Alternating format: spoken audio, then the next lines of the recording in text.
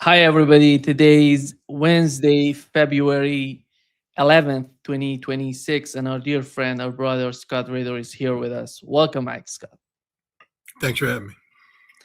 And let me start, Scott. We know that Netanyahu is in Washington. He talked with Donald Trump, and he's gonna continue talking and negotiating and doing, forcing the Trump administration to have. I don't know if we can call it a new war, a new conflict, an escalation in the Middle East. But before going there, here is many of our audience should understand what's going on the other part of the aisle.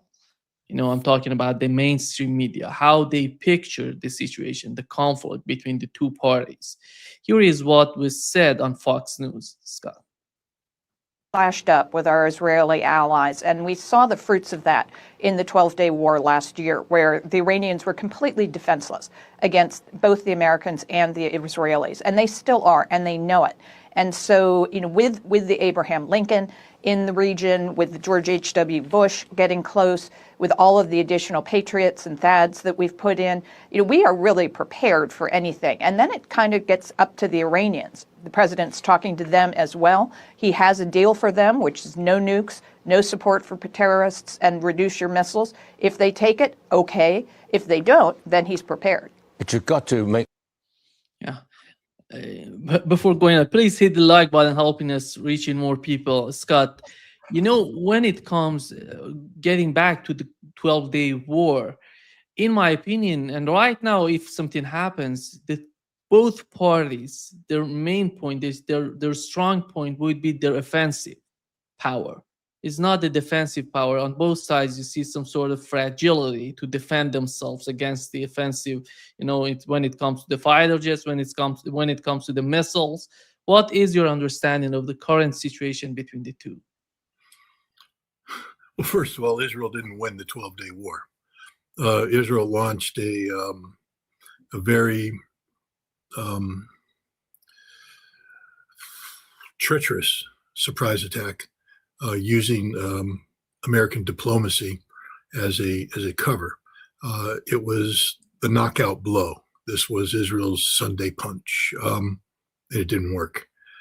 They also, in addition to the air power that was brought to bear, they had extensive covert operations with drones, the giant network of agent-operated drones that inflicted a lot of damage on Iranian targets as well. The Iranian government was able to recover very quickly, assert control over not just domestic political affairs, but also over their military, get the military back up and running, and almost immediately initiating offensive operations, counteroffensive operations against Israel that were sustained throughout the totality of the conflict. By the time the war reached its conclusion, Iranian missiles were able to hit any target in Israel they wanted to hit. And the Iranians prove this every day. The Israelis, on the other hand, people say it's not a defensive war. I'm pretty sure you heard about this while you were in Iran, where the Iranian Air Force was still flying. And near the end of the war, they were engaging Israeli aircraft with radar. They would get a radar lock, and this would cause the Israeli aircraft to break off their attack. So the ability of Israel to strike Iran degraded significantly, and Iran's ability to strike Israel kept escalating. This is why Israel begged Donald Trump to bring an end to the conflict, and they did. So right off the bat, the analysis is fundamentally flawed. Iran was hurt. Of course, anybody would be hurt. I mean, go to sleep at night and let another nation hit you as hard as they can and see how you feel. But also look at Benjamin Netanyahu's hands near the end of the 12-day war as he's shaking as he realizes what's happening to Israel and that there is no defense. 2 aircraft carriers. Now, the Abraham Lincoln and the George W. Bush are modern aircraft carriers, but I want to remind people that in the Gulf War, Operation Desert Storm, we deployed 6 carrier battle groups to take on Iraq. Iraq is 1/4 the size of Iran. Iraq had 19 mobile missile launchers. We couldn't destroy any of them. with 6 aircraft carriers and thousands of Air Force aircraft deployed in the region. Iraq never threatened the air bases that we were launching from, or threatened the aircraft carriers we were launching aircraft from, unlike the situation will be for the United States if we take out Iran. Every air base that launches aircraft against Iran would be struck, and the aircraft carriers would be hunted down. Whether or not Iran was able to successfully kill them is another issue altogether. But the idea of just sitting there drilling holes in the ocean, launching and recovering aircraft without any fear is an absurdity. We don't have enough airplanes. Iran has, we couldn't stop 19 launchers from launching, 48, 49 missiles into Israel. Iran will launch hundreds of missiles per day into Israel, and there's nothing Israel can do to stop them. This is fantasy that somehow pressuring. And then we need to bring something up, and I'm going to hammer this point all day. Okay, there's no such thing as diplomacy when we speak of the United States and Iran. It's a subterfuge. There is no diplomatic solution acceptable to the United States other than regime change. Let me say that one more time, just so people understand. There is no diplomatic solution acceptable to the United States other than regime change. The policy of the United States towards Iran, towards the Islamic Republic, is the same policy that Israel has, that the Islamic Republic is evil and must go. End of story. I mean, and people need to pay attention to the details. 50% of the American negotiating team, first of all, 100% of the American negotiating team is Zionist, pro-Israel. Steve Witkoff, Jared Kushner. All right. You might as well have Netanyahu sitting down at the table. It's the same thing. They're meeting Netanyahu right now. All of the Zionists in the American administration are meeting with Netanyahu because it's one big Zionistic cabal. Regime change, regime change, regime change. Jared Kushner, who's supposed to be sitting there telling them, look, my father's serious. We could avoid a war. Before he went over to negotiate with Iran, he met with Iranian opposition figures in the United States to form a new government. He is forming a new government as we speak because the policy is regime change, not to peacefully get along. There is no deal that can be made with the United States, none whatsoever. And I think Iran recognizes Iran is going through the motions of diplomacy right now, but you know, they let's just make something else clear too. The United States, Iran must get rid of its missiles, especially those missiles that can strike Israel. If Iran got rid of its missiles, especially those missiles that could strike Israel, there wouldn't be an Iran today. It wouldn't exist. The only thing that allows Iran to continue to exist are the missiles it has that can strike Israel. This is how stupid. I mean, I know people have to be diplomatic. I'm not. So I'm just going to say it straight to my face. If you're an Iranian and you believe anything the United States says, you're stupid. And I apologize if I'm insulting you, but you're stupid. And if you're in the government, you should probably be kicked out of the government. All right? If you're a foreign minister and you think you're going to get a deal, resign. If you're a president and you think the United States will live up to its agreement, resign. Because we won't. We want to destroy Iran. We want to remove the theocracy from power. That's it. There's no plan B. The nuclear thing is just an excuse. We know, look, Tulsi Gabbard said, we know Iran's not producing a nuclear weapon. We know it. And we know that whatever they were doing with that 60% enriched uranium, they ain't doing it today. Because we struck enough facilities, we did enough damage to be disruptive of those processes. But Iran's not pursuing it. Pezeshkian made it clear. He said, we have missiles. We don't need nuclear weapons. Our deterrence is our missiles. Going back to the Iran won't negotiate away its missiles. So this is just an exercise in frustration from my perspective, because I just, the lies being told, nobody in the United States, if you're an American journalist, and you're talking about the possibility of a deal, you're a liar. You're not a journalist, you're a propagandist. Because in American journalism, there's too many issues out there. Why is Jared Kushner meeting with the opposition? Why is Marco Rubio threatening all Americans in Iran to leave? Let's say Scott Ritter went over to a festival, and I'm there now, but now Marco Rubio says, you got to go now, man, or shelter in place, and you got to find a way out of there now. Why? Well, the implication is we're getting ready to bomb. And then Jared Kushner and Steve Witkoff, the two Zionists, go to the Abraham Lincoln. They leave the negotiating table, go to the Abraham Lincoln, and walk around like some tourists, as if, I'm pretty sure the Iranian Revolutionary Guard had to go change their diapers. They were that scared. I mean, Steve Witkoff and Jared Kushner. I mean, two of the manliest men that ever walked the planet. These guys lift weights. They eat protein. I mean, they are pumped. And watching these two, effeminate-looking Zionists get on the Abraham Lincoln and stumble around like idiots, did it send fear into Iran? I don't think so. Iran's not intimidated by the embarked air wing of the Abraham Lincoln. There's not that many aircraft. Iran's a very, very big country, and it's got a lot of really good defenses. So this aircraft carrier doesn't make them blink at all. Two of them won't make them blink. You'd have to bring all of the American aircraft carriers, and then even then the Iranians would say, we got you, we're ready. It's crazy. There is no diplomacy. I'll just say it again. It's regime change, regime change, regime change. And if you're in the United States and you don't understand that, you're stupid. And if you're in Iran, you don't understand that, you're stupid. Sorry, I'm not a diplomat, but it's time we just got to strip this thing bare. We have to stop pretending that there's something going on that isn't. There is no diplomatic solution here. There's only a military solution. One is a military solution of deterrence, where Iran is able to deter an Israeli-American attack because the consequences of attacking Iran would be so overwhelmingly bad for the attacker that they might as well not attack to begin with. Or they attack and they remove the regime from power. Those are the only two options. There are no other options as long as Israel and the United States continue to support the Greater Israel Project, because Iran is the biggest obstacle to the Greater Israel Project there is. We come up to term 3. Got to stop supporting Hamas, stop supporting Hezbollah, stop supporting the Houthis. Why? I mean, if you want, I'll tell you how you negotiate away Iranian support for Hamas. Get out of Gaza, free and independent Palestine.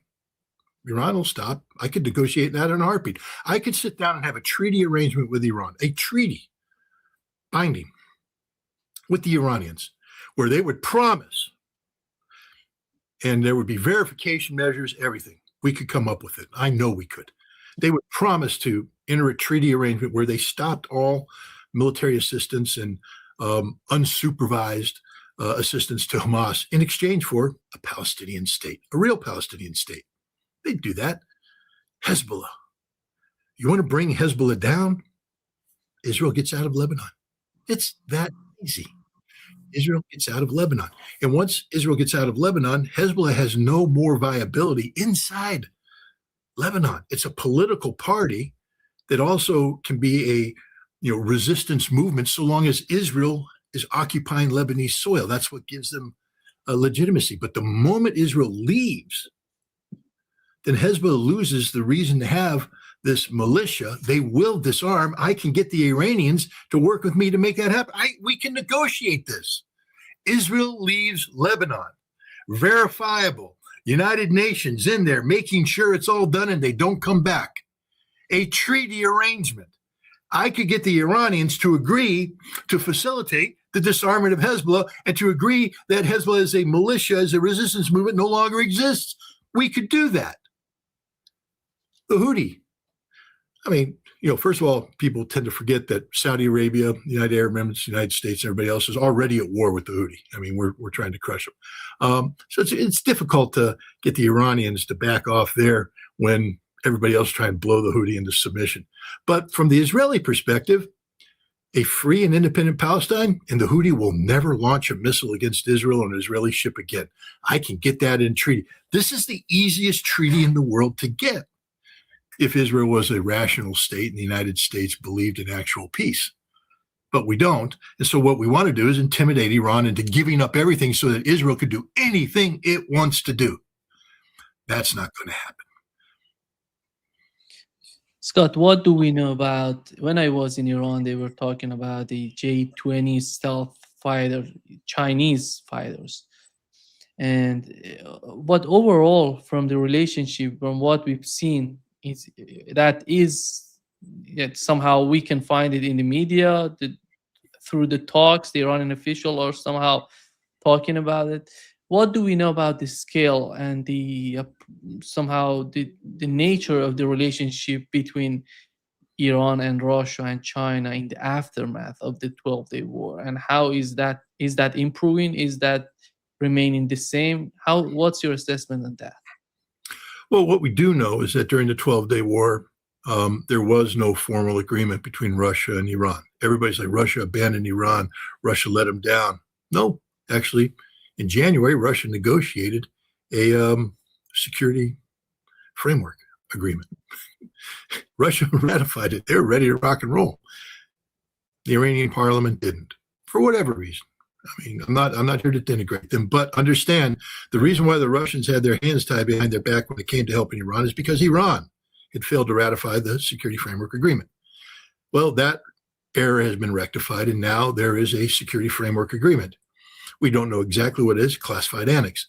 But, and I don't think it's Article 5 type protection or a Russian nuclear umbrella. Oreshniks are not going to fly if, the United States bombs Iran.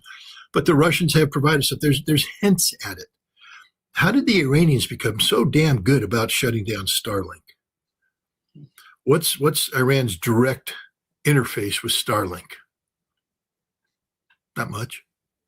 What's Russia's direct interstate for Starlink? Oh, extensive. The Ukrainians use it. That's what all the drones are powered. That's how the Ukrainians communicate, and the Russians have adapted and are using it themselves. So Russia's very good at monitoring Starlink and shutting Starlink down. And those were two skill sets that Iran put on display in spades during this most recent upswing. Monitoring Starlink. They were able to break down all the connectivity and then shut it down and round them up. I mean, the Iranian intelligence services are good.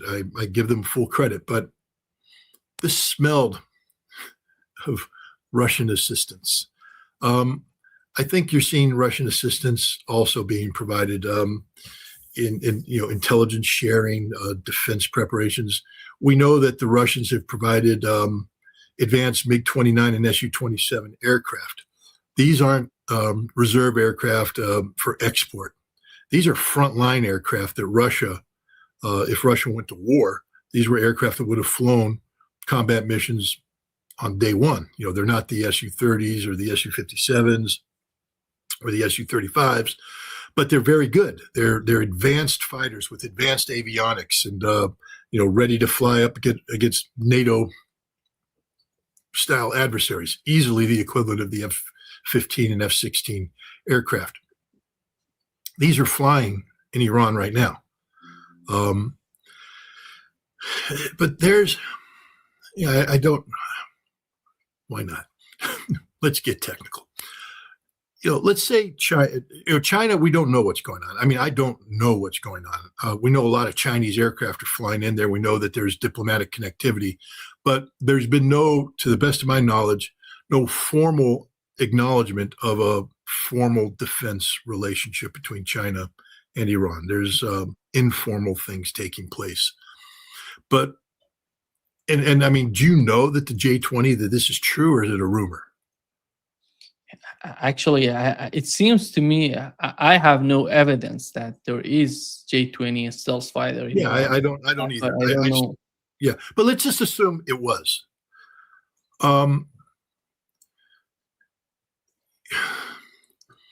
The way fighters intercept aircraft today, this isn't, World War II dogfights where you send squadrons up and they sort of go, oh, 12 o'clock high, wah, wah, wah, wah.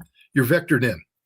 Radar picks the target and you're vectored in. You're guided in to the target by your own, radars and operations centers that are controlling you, vectoring you in. And then you'll reach out, you'll find it, you'll lock on, and then you'll begin a firing solution. So it's very boring. You're just coming in and you're going to get a firing solution, and then you're going to fire, and then you're going to, break off.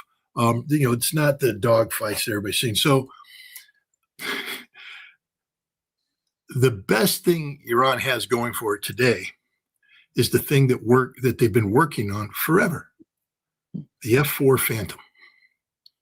The F-4 Phantom today can take off from an Iranian airfield, and it can be flown towards a vector.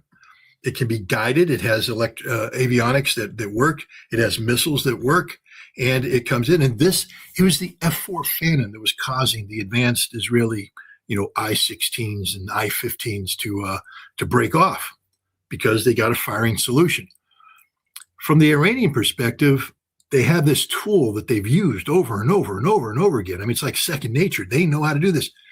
The Israelis didn't destroy the F-4s. They didn't bomb these airfields. Why? Because the myth of Israeli domination of the airspace is just that, a myth. The Israelis did very targeted attacks. They had momentary periods of time where they could fly in and around Tel Aviv because they were coming out of the Caspian Sea because they flew through Azerbaijan, and they bypassed all the Iranian air defenses that were looking that way. That mistake won't be made again.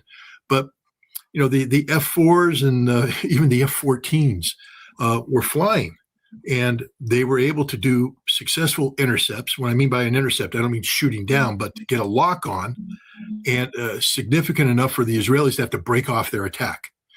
So until the Iranians become very adept at these, get those MiG-29s and get those Su-27s in the hands of pilots that are comfortable with the totality of the aircraft, all of the avionics, until they've practiced the integration of those with their radars, their communications, their intercept, standard operating procedures. I think the F-4 and the F-14 are going to continue to be sort of the mainstay of Iran's, interception capabilities. Iran's not going to be launching offensive airstrikes. Where the MiG-29 and the Su-27 could come in handy is if they were to try and surge into, an operational box, maybe where, there were refueling aircraft, and try and shoot down refueling aircraft. But that's a different ball game. The Israelis and the Americans both have very good combat air patrols. You're coming into our territory where we've mapped it out. We're safe. But when we come into your territory, into Iranian territory, that's where the existing systems are, and there's replication. There's redundancy.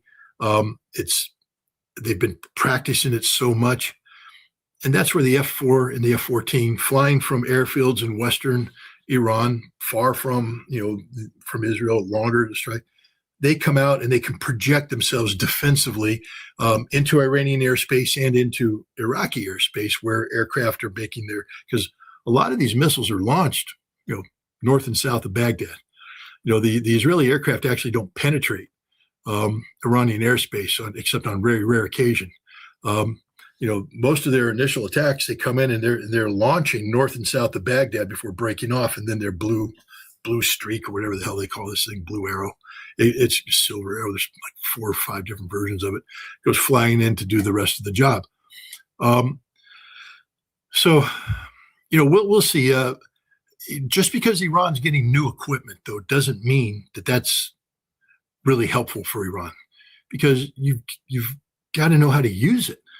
I mean, you let me drive a 1968 Camaro for 20 years and maintain it and know it, and then give me a Lamborghini that I've never driven before and tell me to race, I'll take the Camaro, because I'll break that Lamborghini. I won't know how to shift the gears properly. I'll do something wrong because I'm not familiar with it. So all this new equipment coming in, the Iranians really need to practice with it, to work. They're smart and they have a lot of combat experience, and the Russians and everybody else likewise have been watching the United States, so I'm sure they're flowing the intelligence in. But Israel didn't destroy as much of Iran's infrastructure as people like the world to believe. The Iranians actually, I think, once they realized what was going on with the drones, just shut a whole bunch of stuff down and got it out of there, because they're like, there's no reason for us to sit here and wait for a drone to come in and get us. So they shut everything down. They got it out. And that's another reason why the Israelis were operating with such freedom, because the Iranians opted to preserve capacity as opposed to sit there looking for a target while a little drone comes in. Until they solved the drone problem, it didn't make any sense to hang around. So, yes, I guess that's a long answer to, The Russians and the Chinese are stepping up, but at the end of the day, it's Iran that's defending Iran. And Iran's been preparing for this eventuality since 2005 when Dick Cheney first said, I want to take Iran out. The Iranians went, okay, how do we prepare for an American incursion? People need to understand Iran's been preparing for more than 20 years. Iran didn't just wake up yesterday and go, oh my God, Israel and the United States might attack us in a joint effort. What do we do? Iran's been planning for this. They have underground cities. They have redundant communications. You can take Tehran could be nuked. I hope it's not, but it could be nuked. And Iran will not collapse. They will continue to function. They've built this, I forget how many, 12 or 14 military districts that are distinct, and each one is sovereign in terms of its ability to defend and launch attacks against Israel and bases. So, Iran's got this. It's nice that Russia and China are there, but neither Russia nor China are going to go to war for Iran. So people need to sort of back off on their expectations. And also, people need to be more realistic about what happened during the 12-day war. I think we give Israel far too much credit for damage that was done, and the United States, and we give Iran far too little credit for what it did defensively and how it projected its power into Israel. Scott, one of my friend's cousins, he said that he's 18 and he's totally prepared. He's flying with Su-35. He was trained and he's prepared to go to fight. And there are many of them. I talked with him. He didn't answer all of my questions, but for me, it was when he told me that he's 18 and he's fully prepared. I was thinking, how long does it take for these people to get prepared for that sort of mission? Well, the Basij have been around. The Basij is. I can't answer that question directly, but I know that the teenagers. I remember when I went to Iran, and I went, in northern Tehran, you can go up. There's like a ski resort up there, and it's sort of cool. You can go up there and take a look at the view, and you're not allowed to take pictures of the big electronic warfare facility. Yeah. There's a big electronic warfare facility that you have to pretend doesn't exist. Can't take a picture, so you're click, click. And there's people watching you. I was surrounded by busloads of Basij who, it was interesting. I was escorted by a Revolutionary Guard minder. He was my interpreter, spoke great, nice guy, but he was honest. He said, no, I'm Revolutionary Guard. Sorry, Scott, but we like you, but we don't necessarily trust you. And so I'm here. And we were walking around, but the two busloads, I think, of Basij came out, and it became apparent that I was an American. And there was the beginning of some chanting that was starting to get organized, and they were getting worked up. And he went over and talked to their the leader, whoever the senior person was, and they quickly got that under control. And we actually finished the afternoon with some handshakes, as opposed to what it could have been. They wouldn't have hurt me, but I think it could have gotten unpleasant. But my point is, these were kids, teenagers, who are being imbued with a sense of patriotism, Islamic fervor. It's the Islamic Republic for a reason. Islam plays a factor. And so they were, fervent in their religion, fervent in their patriotism. 18, you said to be Su-35 pilot? That's young. Maybe he's flown on simulators.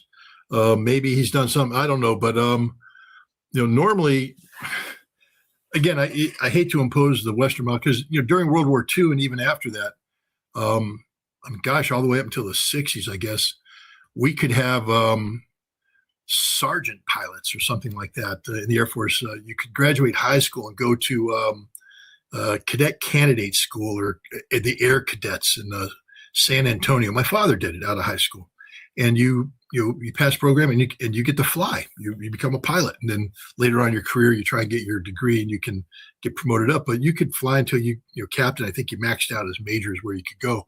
Then they did away with that in the 60s, and everybody had to be a college graduate. But it's possible that you could join a high school.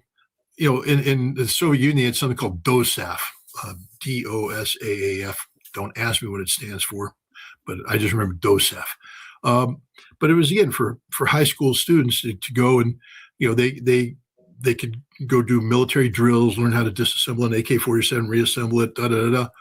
But I would imagine that if you were technically proficient, you can learn about communication sets. You can learn about, Morse code, how to take apart radios, put radios back together again. And this was in the 80s and 70s, so maybe not. But today,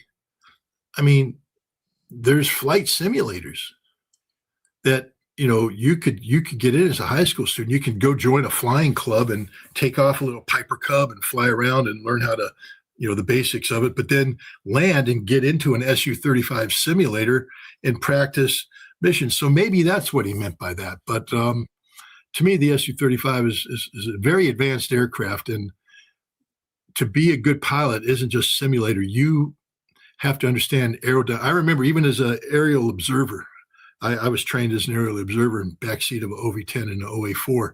A large part of the training just involved basic, the dynamics of flight, in math and weather and airspeed. Because believe it or not, they did train us to fly them. We weren't pilots, didn't want to be. But if it was a dual control aircraft. If the pilot got hit, pilots sort of wanted us to be able to land it. Because if we ejected, we went out. He didn't. He died. If he ejects, we both go out. So they taught us that, but they taught it as a matter of principle. You were in the air. You were an aviator, and so you had to learn that. And I would imagine that to fly an Su-35, you're going to have to go through more formal training. But it does point to the fact that the Iranians are doing, I believe, like DOSAAF type military preparation for their for high school students, so that by the time they're 18, they're ready to get plugged in. Because it'll be easier for him. Let's say he wants to be a pilot, to get plugged in now. He has simulator time. He understands, the basics of flight. And so, he's better positioned to succeed in flight training. Shorter time frame of preparation, I guess. I don't know. All speculation on my part. Yeah. I should make that clear. And that makes sense to me. I think that's a good speculation on your part. Scott, we know that Netanyahu doesn't want Iran to be a normal country for the United States. When I say a normal country, because I see no reason that the United States and Iran should be the enemy of each other. And this doesn't make sense to me, unless you consider Israel as your main policymakers when it comes to the Middle East. Israel decides what would be the policy of the United States in the Middle East. That is the whole reason that I think Netanyahu is trying to do that. He's trying, but not just Israel. I mean, this. I've been reading your tweets. You saw there's a huge Iranian diaspora here in the United States that is pro-Shah. I mean, these are people whose fathers fled in the 1970s. I used to know many of them. I mean, the fact is we became friends with, it got a little tense when I went to Iran in 2005, but there was a guy who, former helicopter pilot in the Royal Iranian Air Force, ran a pizza shop right down here. And a nice guy and everything, but boy, he hated the Islamic Republic. And he was all about the Shah. But when you talk to him, because I came back and I'm like, it's not as bad as you say it is. It's actually, the people there seem to like the government. Ahmadinejad was elected, but there's a lot of people that are critical of Ahmadinejad. Free speech is sort of a thing. I mean, it was amazing. And they don't care. They're blind, and they have political power, and they've been empowered by the United States. I mean, just take a look at Reza Shah, the Shah's son. The man's a nobody, literally a nobody. He He has no viability on the ground in Iran. He has no real political power here at home other than a name. We give him political power by pretending that he could be something that he never will be, the leader of Iran. And then this shapes all of the propaganda. I mean, I just did a show with Al Mayadeen yesterday. And there was a professor, Robbins, I think his last name was. I was surprised because I thought, well, okay, now they have two Americans who are going to say, rational things. But, when his term came, all those demonstrators who were in the streets yesterday, hundreds of thousands, filling millions total across the country, they're all apparently paid by the Iranian government to be there. These are paid demonstrators who are either paid there or they go there because they're afraid of the consequences. This is what a professor of an American university said, which shows you how corrupted the American university system is about the reality of Iran. How can you get someone real? You would not be allowed here in the United States to teach about Iran, because the second they hired you, the university would be contacted by all these groups threatening to withhold funds because they've created a little alliance and they're very big with the Zionists. So the first thing is, the Iranian groups would call you up, and then the Zionists call you up, funds are threatened, and next thing you know, your professorship is withdrawn. We can only bring in Ritter. Now, Ritter is allowed to come in. He's never been in Iran. I don't even know if he speaks it. Maybe I'm not going to denigrate him too much. He might speak, Farsi. But I've known him for a while. And when I first met him, he carries himself very seriously. He always has a serious look on his face. And you have to say, well, then he must be a serious man. He's dumber than dirt about the reality of Iran, and the things he writes are just plain stupid. And again, my job's not to be a diplomat. I don't have to sit on any boards with him. Well, actually, I do. So maybe I have to retract that, or I'll be called to retract it. You can't call a board member stupid. Well, what if he is stupid? Oh, play politics, Scott. But he's stupid. I mean, he writes for RS, Responsible Statecraft. He's their Iran expert. He's an apologist for all the crap that's going on right now. He breathes life into the lies about the demonstrators, and he denigrates. If I hear another person refuse to acknowledge that Iran is a functioning, viable democracy, it just kills me when I hear the stupidity of people. It's a theocracy governed by brutal theocratic Ayatollah dictators. Well, there are brutal dictators. Not dictators, but Ayatollahs. I'm not going to deny it. There's some people in that Ministry of Justice bother me. Hanging judges, they hang on. I'm like, no, guys, you can't do that. But Iran is working on this. At the demonstrations yesterday in defense of the regime, women were out there without hijabs, and they weren't being harassed at all. Why? Because the Iranian people spoke. What happens? What do you call a society where if the people speak and the government listens to them and they do this speaking through, say, elections? It's a democracy. Iran is a viable democracy. Their parliament is elected through democratic principles. The president is democratically elected. The assembly of experts, aren't they the ones that pick the next? Isn't their job that they monitor the supreme leader, and then if the supreme leader is unable to function or move, they already have somebody picked up and all that? Aren't they elected? Yeah, they're elected. The answer is yes, they are elected. So the assembly of experts, the people who manage the supreme leader, are elected by the people of Iran. Yeah. So I just, people need to understand it's a different kind of government. It doesn't operate the way we operate. What about the Guardian Council? They put that religious litmus test. It is the Islamic Republic, after all. So I would imagine that there could be an Islamic litmus test. But in America, we have the Jewish money litmus test. I'm sorry, I'm going to be called anti-Semitic, but I'm just going to call it out. If you don't get Jewish money, you're in trouble. If you don't get money, you're in trouble. But if you're in New York, it's got to be Jewish money. Florida, Jewish money. Around the country, Jewish money. Just look at all the money that goes, the AIPAC funds. Again, I'm not anti-Jewish. I'm just stating the reality. When AIPAC openly brags about spending $100 million to buy the United States Congress, that's a Jewish money litmus test. And I don't care who you are. If you want to run for Congress, unless you're in a very special district, you need to go through the Jewish money. Yeah, I did. I didn't want to run for Congress, but I was oh gosh, what was his name? The former quarterback for the Buffalo Bills, who is the the Secretary of Housing, Kemp.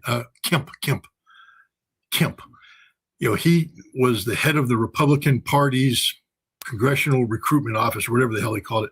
And I got the phone call, Scott, we want you to run for Congress. And they put me in Westchester, New York. They brought me to this mansion, and there were literally hundreds of people. And he said, they're all here to write checks. They were all Jewish. And they were just ready to write checks to make me the next member of Congress from the state of New York. And I'm like, you guys already got Gilman, because I lived there was a representative named Gilman. He was a very conservative, guy. And I said, you already got Gilman. I mean, you're not going to replace Gilman with me. Oh no, Scott, we're going to put you up in another district. I mean, I said, so you're going to take me to a place in New York that I don't live in? Yeah. Well, how would the people know who I am? Oh, you're a great American. I said, how do you know? I mean, you don't know anything I did in the military, because almost everything I did was top secret and couldn't talk about it. You just know I was in the military and I got some medals and I got good fitness reports and all that stuff. But you don't know what I did in the military. You know nothing about me. You don't even know what I did in Iraq, because at that time there was a lot I still couldn't talk about. And so I asked him, I said, well, he asked me two questions, and I could just see Kemp going, don't do it, don't do it. You and they're going to write checks. Jewish money, Jewish money, Jewish money. Don't do it. I said, two questions. They said, what question? I said, well, ask me about abortion and gun control. These are the two big Republican things. And they went, Kemp's like, oh, God, no. And they said, well, Scott, what's your opinion on abortion? I said, look, I'm the father of twin daughters, and I couldn't imagine the world without them. Couldn't imagine the world without them. And they're all smiling. They're like, yeah. And I'm like, so no, I personally, I don't believe in abortion. I believe every life is precious. Every life should be brought into this world. I said, but I'm not giving birth to the baby. There's another vote out there that has to be listened to. We can't silence the people that actually carry the baby, give birth to the baby. We have to listen to them. What's their opinion? My opinion doesn't veto theirs. They're like, well, what are you saying? I said, well, I'm saying that people should have a choice. That's just the reality of it. Maybe we can regulate the choice. Oh, they didn't like that. They said, gun control. So I'm a gun owner. Come to my house. I got a shotgun. I had two shotguns. I have a 9mm pistol. You come to my house and I'm trained to kill you. I said, I was in the Marine Corps. I love to shoot weapons. I mean, I'm good at it. I was double expert, the whole thing. I said, but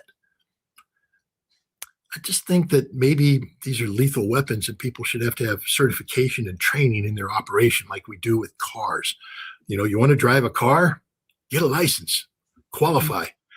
They walked away. That the Jewish money checks for Scott Ritter dissipated, and Kemp would just sit there pulling his hair out, going, he said, you're an honorable man, but you're dumber than dirt. You could have been in Congress. And my wife said the same thing, because we now know that Congress is where you go when you make $48,000 a year, and 2 years later, you're worth $70 million.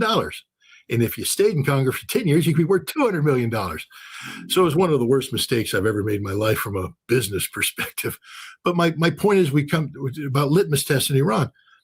Money is a litmus test in America. If you don't understand it, then you don't understand anything American politics. We don't live in a democracy. Because if we live in a democracy, it's not just the people's ability to vote, but it's the people's ability to pick the candidates they want to vote for. And we don't have any say in that. None. They are picked for us. Committees pick them. And the committees pick them because people with money say, that's who I want. That's who I want. And next thing we go to the election booth, we pull the curtain open and there's a piece of paper and we're exercising our democratic power and we're voting for people we don't know anything about. Come on, guys, be honest if you're an American. When you go down that ballot, especially on a national election day, you may know the president, because not everybody does. You may know who you're voting for. Your senator, you should know. Your congressman, I'd say 50% of people have no clue who their congressman is. They just go down there and go, oh, okay, I'll vote. Now you get down into all those other things you're voting for. You don't know any of those people, and you didn't have a say in any of those people getting put on there. You're just clicking because they say Democrat, Republican, or you like the sound of their name, or they're Italian and you're Italian, or they're German and you're German, or they're. So stop it pointing fingers at Iran. The Iranians, I love their national system. You know, you get a limited amount of time to run. Everybody has the same access to the press. Everybody has to go to the same debates, and then the people vote. I wish we did that here instead of this 2-year, announce your candidacy, raise money. It's all about money, money, money, money, money, money, money. If you don't have money, you can't participate. Anyways, sorry, I went off on a little tangent. Scott, I think many of our audience are interested in your assessment on the fragility of the situation in the Middle East. Here is what Donald Trump said on Fox News. With Iran, with this current regime, would ever really stick? I don't know. I mean, I don't know. I know one thing. They want to make a deal. They wouldn't talk to anybody else, but they're talking to me. But, it's a good question. A lot of people say no. And I would say that I'd rather make a deal. It's got to be a good deal. No nuclear weapons, no missiles, no this, no that, all the different things that you want. But some people worry that they've been very dishonest with us over the years, right? Very dishonest. Obama and Biden, what they did in terms of creating a monster with Iran was terrible. That Iran nuclear deal was one of the dumbest deals I've ever seen. This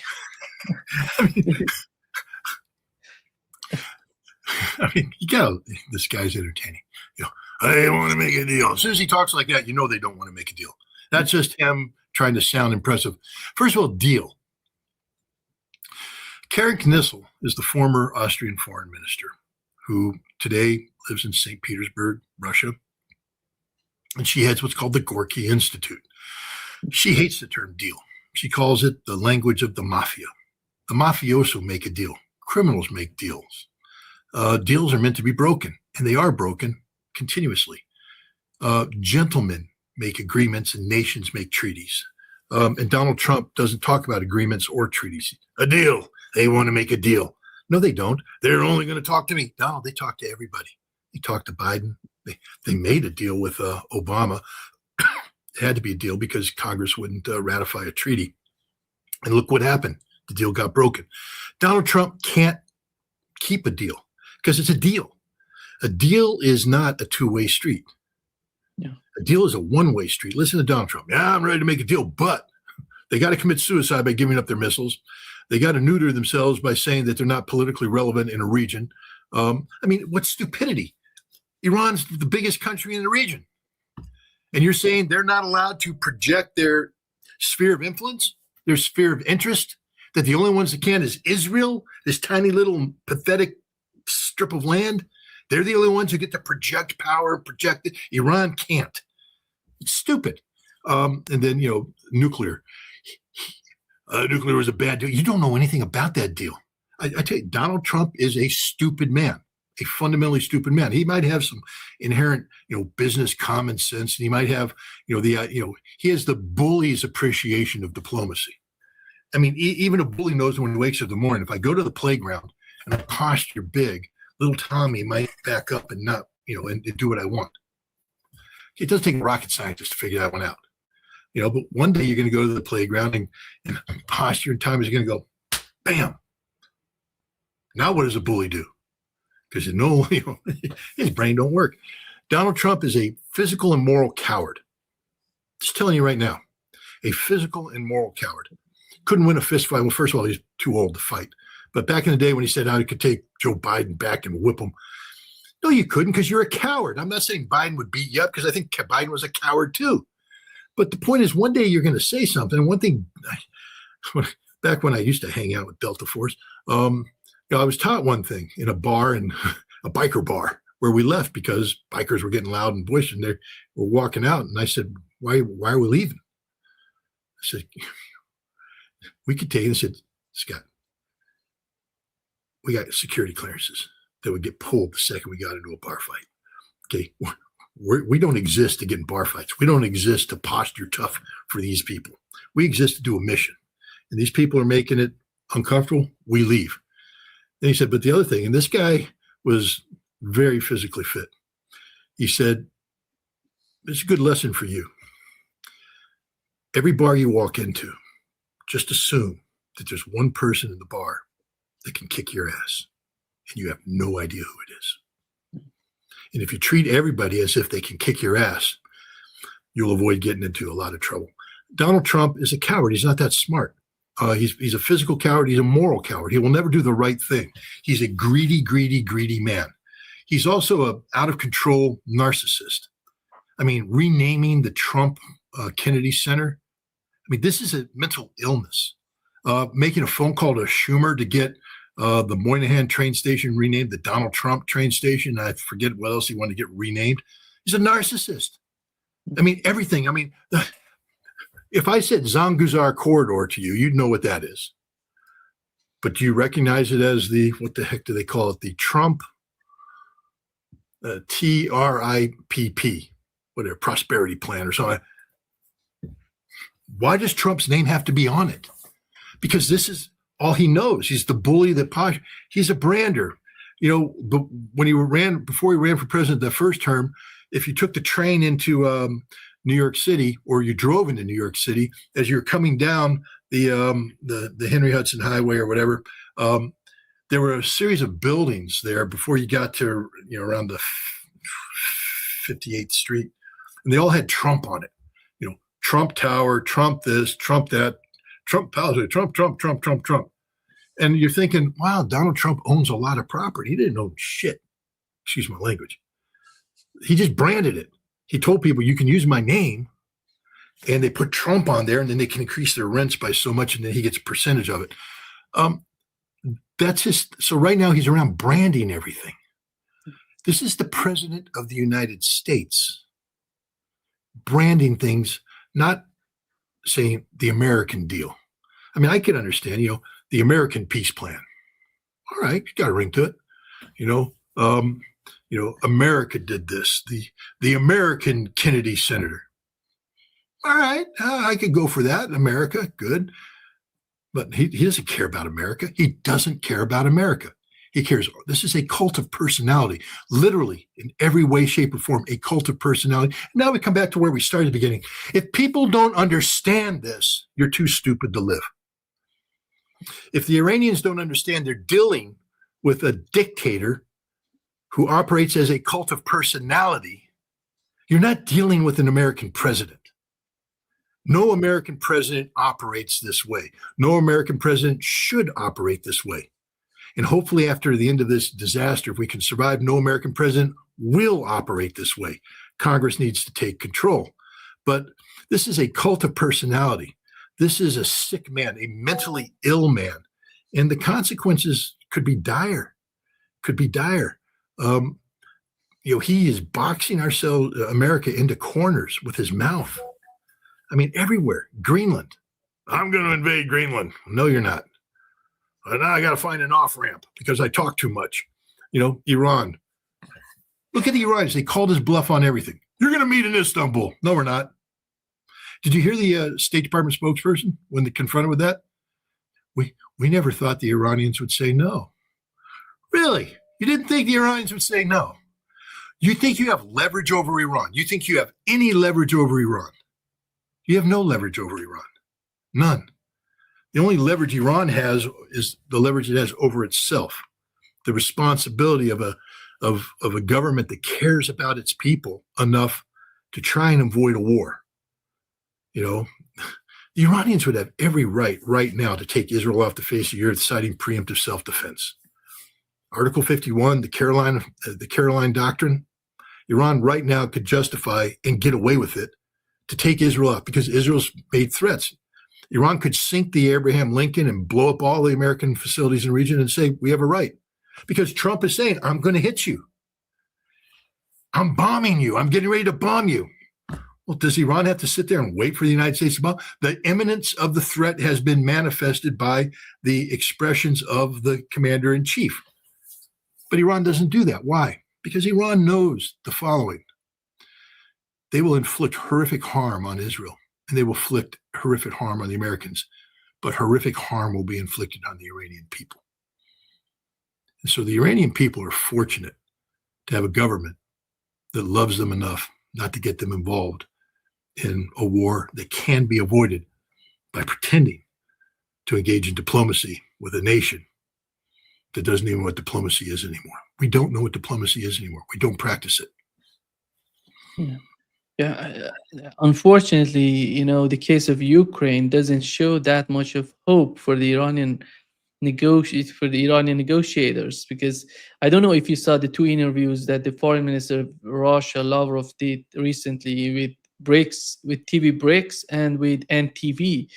He literally says that the negotiations with the United States are not moving in a right direction, that they're all, and these are the same people who are going to negotiate with the Iranian.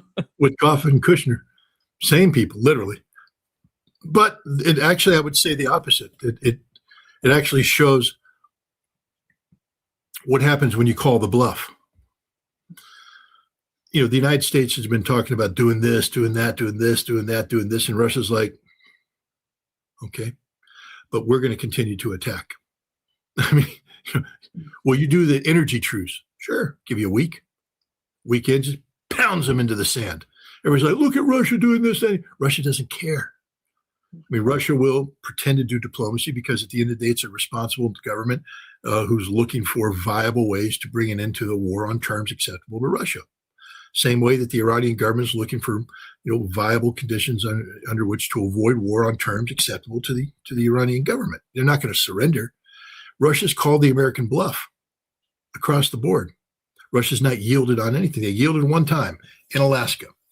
In Alaska, apparently, according to Lavrov, they sat down and they swallowed a poison pill. They said, we believe that Trump is serious about peace. So we're going to accept these conditions. And I think some of those conditions would have been very politically difficult for Putin had they been published. And it may have involved freezing the front in Zaporizhia and Kherson. That seems to be the suggestion, which would have been constitutionally difficult. But Russia, a responsible government, saw an opportunity to bring an end to a war that was killing Russians, and do it in a way that could engender some stability. But it turns out the United States isn't a serious negotiating partner at all. As soon as the Russians entered this agreement, the first thing that happens, and Lavrov said this, the Gang of Seven showed up, and Trump starts renegotiating that which was agreed to, and the Russians are going, no, we had an agreement, not a deal. We had an agreement. And now you're negotiating. Wait, see, that's the difference between a deal and an agreement. A deal means nothing. A deal can be rearranged and all that stuff. An agreement is an agreement, spelled out. Trump is and I think this is a hard lesson for the Russians to learn. But I also, probably not going to get invited back to Russia anytime soon. But I'll just say it. Are you guys too stupid to live? He tried to kill your president, and yet you're willing to do business with him. Now, I know you have to. But when are you going to call a spade a spade? Same thing with the Iranian government. Please, Iran, acknowledge that Donald Trump tried to kill the supreme leader, that Donald Trump greenlit an Israeli attack on the supreme leader that incorporated American intelligence back in June. You know it. We know it, but you're pretending it didn't happen. You're pretending you can do business with a man who tried to kill your supreme leader and your president. After all, wasn't it Pekeshkin that had to crawl out of a door in a building that got bombed? He had to leave through an emergency exit because they tried to kill him. I mean, my God. And yet you still meet there and pretend that you're meeting with Jared Kushner, who is planning and plotting with the opposition to replace your government. I mean, wow. You're a Ragchi. You think you're going to stay around as a foreign minister in the new pro-American Shah government? No. You're going to be killed, executed. And yet you're meeting with the man who's planning to have you killed and executed. It's mind-boggling. And Witkoff, if the man he's nobody. He is incapable of independent thought. And anything Witkoff says carries no water. His job is to go in and pass a message, receive a message, and say nice words. don't believe any of the nice words Steve Witkoff says because he has no power and he can't back them up. He comes back here to Washington, D.C., says his nice words, and everybody goes, no, no, no, no, click, click, click, click, changes it. And Witkoff goes, oh, I mean, normally you'd be embarrassed. I mean, if you sent me off on a mission and I sat there and I received it and I gave the president's message and we came up with something and I said, okay, I'm going to take this back to the president, I'd be fighting on that. I'd be falling on my sword for that because that's the mission I was given. Witkoff comes in, there's no fighting. Oh, you're going to undo everything I agreed to. Okay. And then without any shame, he flies off and does it again. And at some point in time, I mean, Vladimir Putin's just got to be sitting there watching Steve Witkoff walk through the door going, what the hell is going on here? I mean, the Russians, why do you treat Witkoff and Kushner with any respect? I know why, because you're responsible adults and you have to do diplomacy. But I mean, at some point in time, you just got to turn around and go, not you two, get out of here. Liar and incompetent. Go. We don't want you. Don't land. Don't pass. Start. Don't get $200. Straight to jail. And the Iranians have to do the same thing. How long do you continue to believe that Witkoff and Kushner are reliable people, reliable negotiating partners? They're not at all. I mean, it's humiliating as an American to watch us do this because they are liars, straight up liars.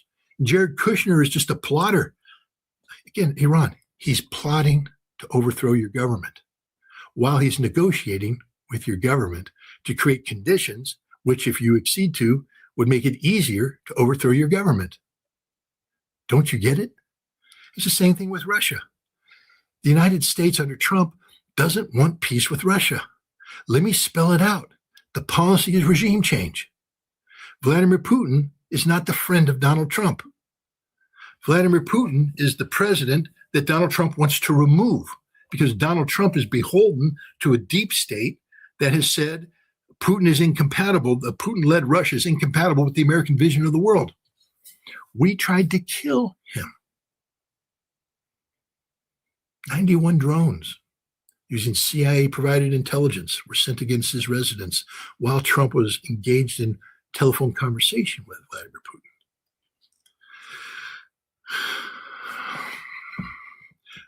But these facts are getting swept under the rug by the Iranians, at least public, and they're getting swept under the rug by the Russians.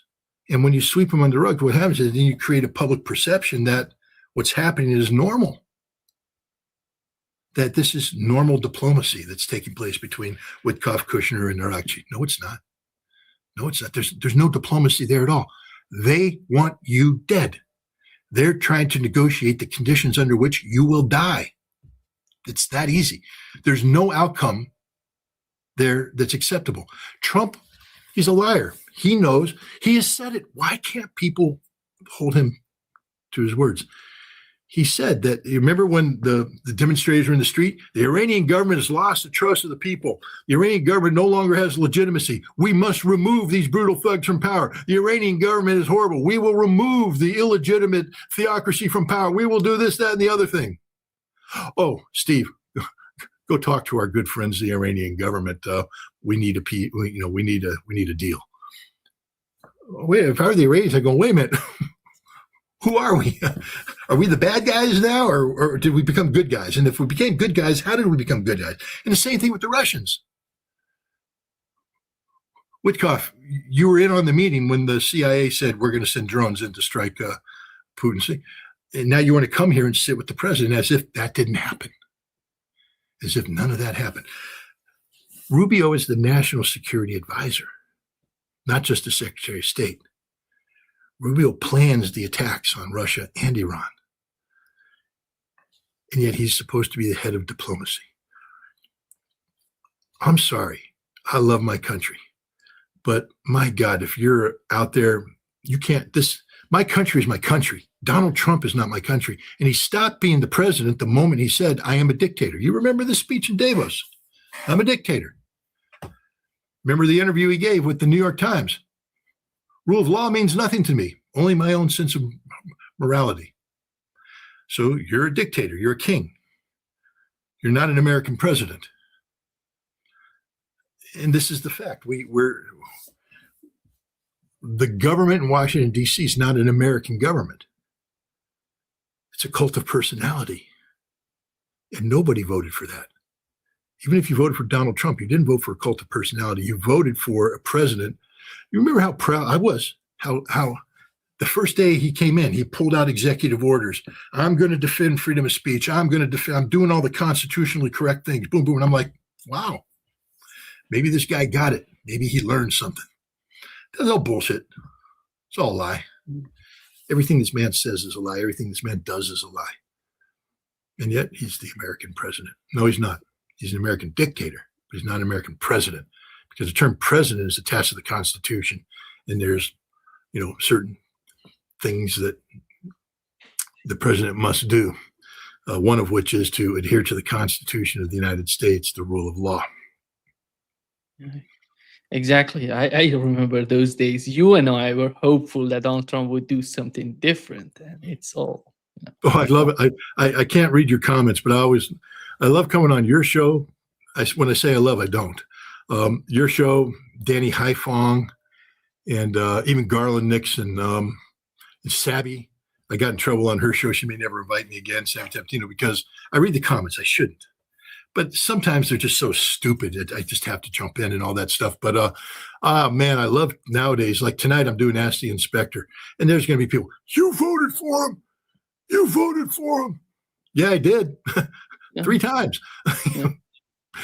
What were my options? Hillary Rodham Clinton. No. Joe Biden. You guys do remember that Joe Biden and I don't like each other for a reason. He's a lying sack of horse manure. And you wanted him, and then Kamala Harris wanted to nuke Russia. So no, I didn't vote, but nobody gave me a better option because we're not a democracy. Other people picked the president. But that doesn't mean that just because I voted for him that I have to be happy and keep my mouth silent. Look, if the president does something good, I'll be the first one to say, wow, that's pretty cool. I like it. I haven't been able to say that lately because he's not doing anything good. And now he's doing things bad, especially things that deviate from the assurances he gave us as a candidate. You have a duty and responsibility to call it out. And I don't need some, keyboard hero. You voted for him. No shit, Sherlock. I already told you I did.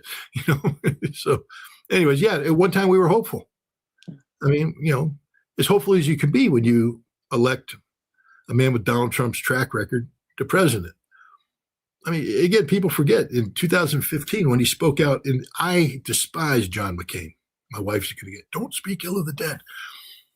So I'll bite my tongue, but everybody knows I was on record. I hate John McCain with a passion.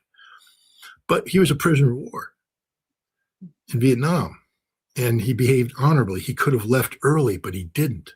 His father was the commander of the Pacific Fleet. He could have gotten a deal made to be one of the first out or to be let out early. He didn't. He stayed, and he got tortured. And Donald Trump went, heroes shouldn't be taken prisoner. Well, screw you, Donnie. What did you do, Mr. Bone Spur? You didn't go to Vietnam. I mean, my God, if you were the patriot you claimed to be, you should have gotten in, got those bone spurs shaved down. You should have done something. Give me injections so I go in and pass my physical. Anything, any trick to get in there because you want to serve your country. I'm not bragging, but when I went in the Marine Corps, I was physically not qualified because growing up playing football in high school and everything, I had more broken bones than you can imagine. I had a ruptured kidney. I had problems. Even in college, I got paralyzed for about a week and a half playing football and had to go find a doctor willing to sign that waiver because no doctor near F&M would sign it. They said no. So the Marine Corps came to me and they said, we can't commission you. You're broken. I did everything to make sure I got commissioned. I mean, I didn't lie. I didn't cheat, but I did everything. I mean, I went up to, I finally ended up going to the colonel and I said, if I get a 300 PFT, perfect score, will you let this broken body in? And that's the thing that convinced him. He said, okay, right now we'll do a PFT. And I got a 300 on the PFT. That means I did 20 pull-ups. I did 100 sit-ups in a minute. And I ran 3 miles in less than 18 minutes. It was 17:29 exactly. And they went, if you can max the Marine Corps PFT, we'll let you in. So I consider myself to be a patriot. This is what patriots do. You want to serve? Damn it, do it. Make it happen. Donald Trump, little bone spur baby. Shave it down, Donnie. Amputate the frickin' foot. You got money. Go find a cadaver. Put another foot on. Do something so you can go to Vietnam and be a man. Now, the people are like, Scott, you can't. Screw you people. You know, I understand Vietnam was a bad war. I understand we shouldn't have been there. I get it. I'm talking about a man. He wasn't a draft dodger. He didn't have a principle. He didn't take a stand that said, I won't do this. Half the time when he was eligible to go in, we didn't know half the crimes that were being committed. This was a black and white issue for Americans that were confronted with it. And you were told either step up and be a patriot or not. He was running around going to a military school, wearing a uniform, thinking he's Mr. Something. And he got out of the draft like all the other war heroes, chicken hawks. Donnie Trump had a chance. So you know what John McCain didn't do? This alcoholic, philandering son of a bitch. He didn't quit. He didn't run away. He got on an aircraft carrier and launched himself off that aircraft carrier and flew combat missions. Incompetently. I'm not a big fan of John McCain, but he wasn't a coward. The last thing John McCain was a coward. And for Donald Trump to sit there and call John McCain a coward because he got shot down and taken to prison, that just means that Donald Trump is just the scum of the earth. And he was. He was scum of the earth in 2015, scum of the earth today.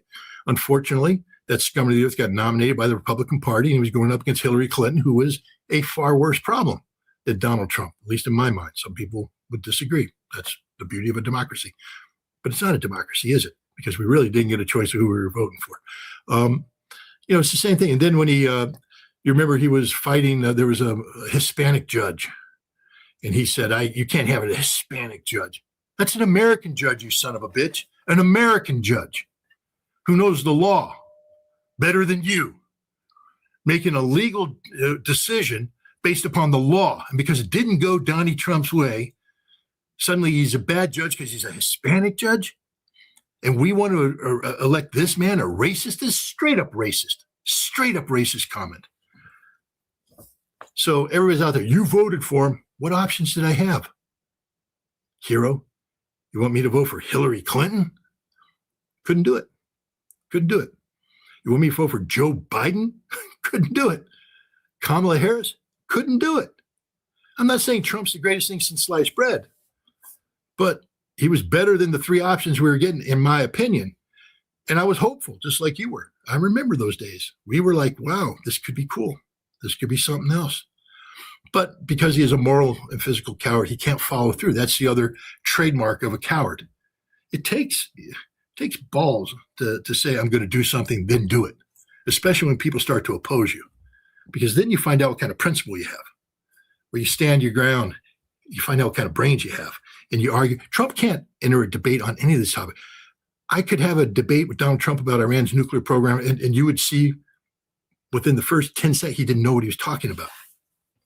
They got big centrifuges as big as my hands, and then I told him I want a deal, and you get to they spin these things, and then and then they're like under the ground, and they can't be under the ground, and we're gonna have a deal to get them out of the ground. We're gonna bring them out of the ground. My deal is gonna bring them out of the ground, and they're gonna stop spinning because it's gonna be such a good deal because I'm gonna negotiate.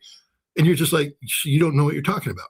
You don't know anything about this, about the technologies involved, about the history, why Iran did what it did, why Iran does what it does. And you can't expect all presidents to know that, but then surround yourself with people who do, and he doesn't. The people that advise the president on these issues are just ideologues, straight up. No knowledge, no expertise, no nothing. On arms control, that's a whole nother discussion. We probably shouldn't have it today, but I mean, if we haven't figured out by now that anybody in Washington, D.C. that's affiliated with the Arms Control Association, they should resign because they failed. Anybody that calls himself a professor of disarmament studies, resign. You failed. Because we don't do disarmament, we don't do arms control. We do the promotion of American supremacy. And we use arms control and disarmament as a vehicle to sustain supremacy. That's not what arms control is about. We come back to Iran, and this is where it ties in. Iran is authorized under Article 4 of the Nuclear Non-Proliferation Treaty to have a peaceful nuclear energy program, inclusive of the totality of the nuclear fuel cycle. Nothing Iran is doing is illegal, to include, by the way, enriching uranium to 60%, because you could come up with a scenario where 60%, let's say Iran was going to pursue military reactors for a nuclear submarine. I think you're getting up into that area of enrichment for nuclear reactors. It's not illegal. It's not prohibited. So Iran hasn't violated the law. But why is Iran subjecting itself to safeguards agreements and limitations of this nature? Because there was a deal. The Nuclear Non-Proliferation Treaty is a deal. And the deal is the nations that have nuclear weapons are going to be the only nations allowed to have nuclear weapons, because we recognize nuclear weapons to be this great evil that we must get rid of. And all the other nations can have access to nuclear technology, but they can't militarize it. They can't have weapons. We have inspections to make sure, and there are consequences if you decide to violate this. But the nuclear weapon states aren't allowed to have nuclear weapons in perpetuity. You have to begin to start to ratchet down. Go read the preamble of the New START Treaty that just expired. Read the preamble, and there it talks about the promise of reduction, that this treaty continues the promise made under the Nuclear Non-Proliferation Treaty to start lowering the amount of nuclear weapons. It continues that promise.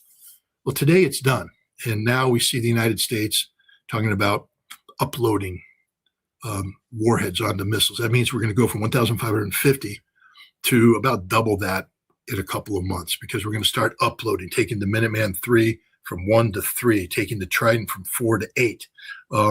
And that's what we're going to do. We're going in the wrong direction, which means the Nuclear Non-Proliferation Treaty is a lie. And what the United States is doing, I'm not blaming Russia, I'm blaming the United States, is saying nuclear weapons are an inherent part of our national security posture. You just legitimize nuclear weapons for every country in the world. The moment you say nuclear weapons are an inherent part of our national security posture, you've legitimized it for everybody. If it's good for the goose, it's good for the gander. What we should be saying is we inherited from the Cold War a nuclear deterrence posture that is linked to the nuclear deterrence postures of other nations. And therefore, we are working in concert with the other nations to reduce the number of nuclear warheads and gradually phase away from nuclear weapons being seen as a legitimate expression of national military power. We want to go to global zero. Global zero is the goal, and we're going to keep going in that direction. Then we're keeping the promise was made under the Nuclear Non-Proliferation Treaty. But Donald Trump, I believe, killed the Nuclear Non-Proliferation Treaty in addition to killing New START. New START's dead. It's not coming back.